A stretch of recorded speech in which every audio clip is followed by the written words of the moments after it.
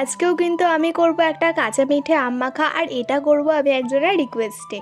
তো একজন আমাকে অনেক দিন আগে কমেন্ট করেছিল, অনেক দিন আগে কমেন্ট করেছিল যে একটু আম মাখার ভিডিওটা এরকমভাবে করো আর রিভিউটাও দিও। তো দেখো তার জন্যই কিন্তু করছি। প্রথমে কিন্তু একটা কাঁচা মিঠে আম নিয়ে তাকে ভালো করে ধুয়ে সেটাকে কিন্তু আলু ভাজা যেমনভাবে কাটে সেরকমভাবে কেটে নিয়েছি। আর তারপরে কিন্তু ওর মধ্যে কাঁচা লঙ্কা, সর্ষের তেল, চিনি, নুন আর যা যা লাগে দিয়েছি। আর তারপরে কিন্তু দিয়ে দিয়েছি একটু তেঁতুল। আর বলেছিল হচ্ছে লেবু পাতা দিতে, আমাদের বাড়ির লেবু পাতা গাছটা কেটে দিয়েছে, তাই কিন্তু আর দিতে পারলাম না। সো ওটাকে অ্যাভয়েড করেছি। আর দেখো এটাকে কিন্তু ভালো করে এবার মেখে নিলাম। আর যদি তোমরা কেউ বলো যে সর্ষের তেলটা এত কম দিয়েছো কেন, আমার একটুখানি বেশি গন্ধ লাগে কাঁচা সর্ষের তেলে, এই জন্য কিন্তু দিয়েছি। তো এদিকে কিন্তু আমার পুরোপুরি হয়ে গেছে আম মাখাটা। আর আমি কিন্তু এরকমভাবে প্রথমবার ট্রাই করছি। আগে আমি নুন আর লঙ্কা আর চিনি দিয়ে নর্মালি করেছিলাম, তো বেশ টেস্টি লেগেছে জানো। তো আমার খুব ভালো লেগেছে। আমি ভাবছি যে এরপর থেকে এরকমভাবেই করব। আমি কখনো এরকম আম মাখা কিন্তু খাইনি। So tata.